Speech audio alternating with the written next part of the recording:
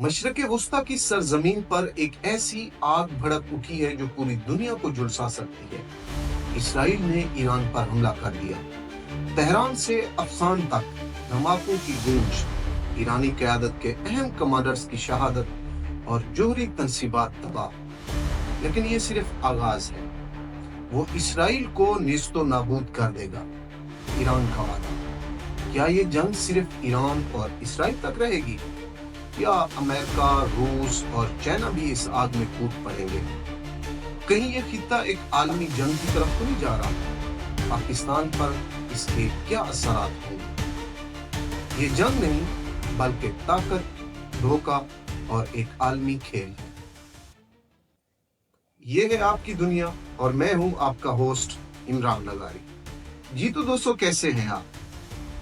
आज हम बात करेंगे एक ऐसी कहानी की जो मशरक़ वस्ता को आग के शोलों में लपेट रही है। एक ऐसी जंग जिसने पूरी दुनिया की नजरें अपनी तरफ खींच ली है।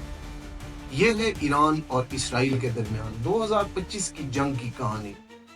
क्या ये खित्ता एक बहुत बड़े आलमी तसादुम की तरफ जा रहा है?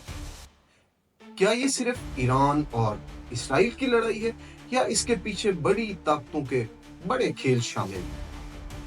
दोस्तों, 13 जून 2025 मशरक़ वस्ता एक नए मोड़ पर खड़ा है। इसराइल ने ईरान पर एक बड़े पैमाने पर हमला किया, जिसे इसराइली वजीर आज़म नेतन्याहू ने ऑपरेशन राइजिंग लाइन का नाम दिया। यह हमला इस कदर शदीद था कि तेहरान से लेकर अस्फहान तक धमाकों की आवाजें गूंजती रहीं। इसराइल ने दावा किया कि उसने ईरान के जोहरी प्रोग्राम, बैलिस्टिक मिसाइल फैक्ट्रियों और फौजी क़यादत को निशाना बनाया। लेकिन क्या ये वाकई ईरान के जोहरी प्रोग्राम को रोकने के लिए था, या इसके पीछे कोई और एजेंडा शामिल है? इसराइल के मुताबिक उसने 200 से ज्यादा जदीद जंगी तैयारों का इस्तेमाल किया, जिनमें F-35 और F-15 शामिल थे।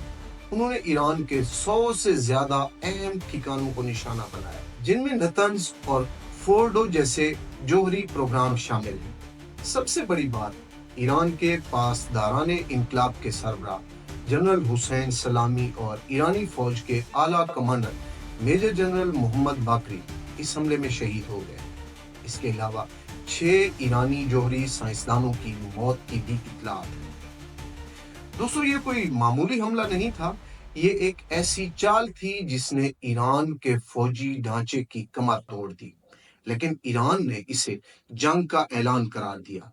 ईरान के वजीर खारजा अब्बास अराक्ची ने अक़वाम मुत्तहिदा की सिक्योरिटी काउंसिल को खत लिखा कि ये हमला जंग का ऐलान है और ईरान फैसला कुन और मुतनासिब जवाब देगा।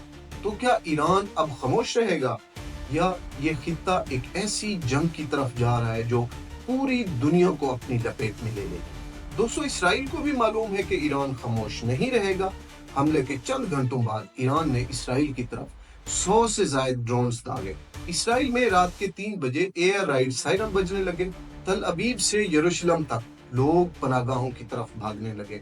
सुपरमार्केट्स में पानी और दीगर अशिया के लिए हजूम लग गया। स्कूल बंद कर दिए गए। हत्ता के तल अबीब प्राइड परेड जैसे बड़े इवेंट्स भी मनसूख कर दिए गए। क्या ईरान का जवाब सिर्फ ड्रोन्स तक महदूद रहेगा? बिल्कुल नहीं, क्योंकि ईरानी सुप्रीम लीडर आयतुल्लाह खामनाई ने कहा है कि इसराइल को इस जुर्म की सख्त सजा देंगे। कुछ माहिरीन का कहना है कि ईरान अब एक तवील जंग की तरफ जा सकता है, शायद एक वार ऑफ एट्रिशन जो इसराइल को कमजोर कर दे। लेकिन क्या ईरान के पास इतनी ताकत बची है कि वो इसराइल से टक्कर ले सके? ये एक बहुत बड़ा सवाल है। इस जंग में एक बड़ा किरदार अमेरिका का भी है।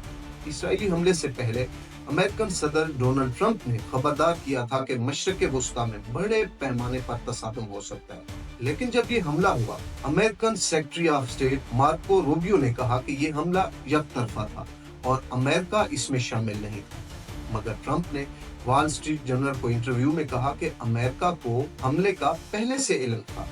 ट्रंप ने हमले के बाद ईरान को पैगाम दिया कि अब डील कर लो, वरना मजीद तबाही होगी। उन्होंने कहा कि ईरान को जोहरी हथियार नहीं बनाने देंगे, लेकिन वो ईरान की कामयाबी में मदद करना चाहते हैं, जबकि ईरान ने इसे मुस्तरद कर दिया। ईरानी वजारत खारजा ने कहा है कि यह हमला अमेरिका की इजाजत के बगैर मुमकिन ही नहीं था। تو کیا یہ کہیں ایران اور امریکہ کے درمیان ایک نئی سرد جنگ کا آغاز تو نہیں ہے؟ دوستو، یہ بات سمجھنا ضروری ہے کہ اسرائیل نے یہ حملہ ایک وقت پر کیوں کیا۔ گزشتہ چند سالوں میں ایران کے اتحادیوں کو شدید نقصان پہنچا۔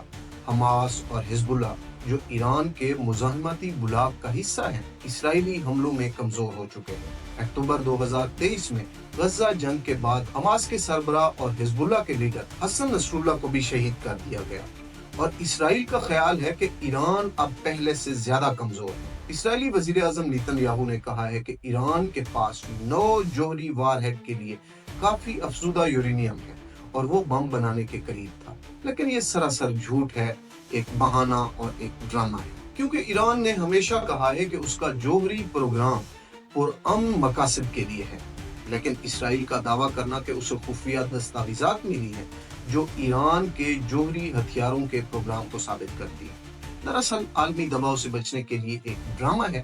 ویسے بھی اسرائیل کو انسانی حقوق کی پامالی کرنے سے کس نے روکا ہے؟ چاہے وہ عالمی طاقتیں ہوں یا مسلم امت کی لیڈرشپ کا سویا ہوا ضمیر، سب اسرائیل کے تلے چاٹتے ہیں۔ دوستو، دراصل یہ حملہ پری ایمپٹیو تھا، ایک سیاسی چال تھا۔ اس حملے نے پوری دنیا کو ہلاک کر رکھ دیا ہے۔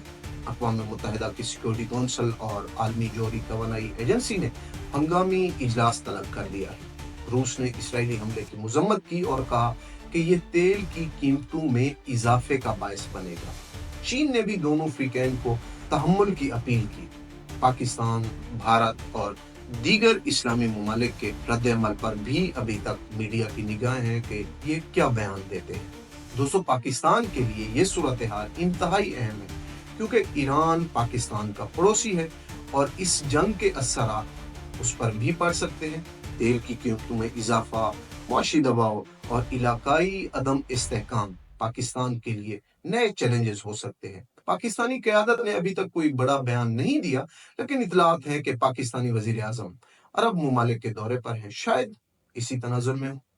دوستو، یہ جنگ ابھی ختم نہیں ہوئی۔ اسرائیل اور ایران اب ایک ایسی جنگ کے دہانے پر کھڑے ہیں جو پورے خطے کو تباہ کر سکتی ہے، لیکن ساتھ ہی بہت سے سوالات کو بھی جنم دیتی ہے۔ کیا ٹرمپ کی ڈپلومیسی کوئی کام کرے گی؟ کیا ایران پیچھے ہٹے گا؟ یا یہ جنگ عالمی طاقتوں کو بھی اپنی لپیٹ میں لے سکتی ہے؟ مشرق وسطیٰ میں لگی یہ آگ کہاں تک پھیلے گی؟ کتنی بڑی تباہی لائے گی؟ ابھی کچھ نہیں کہا جا سکتا۔ اپنا خیال رکھیے گا۔ اگلی بار پھر ملتے ہیں کسی اور دلچسپ موضوع کے ساتھ۔ کیپ ان ٹچ ود آپ کی دنیا۔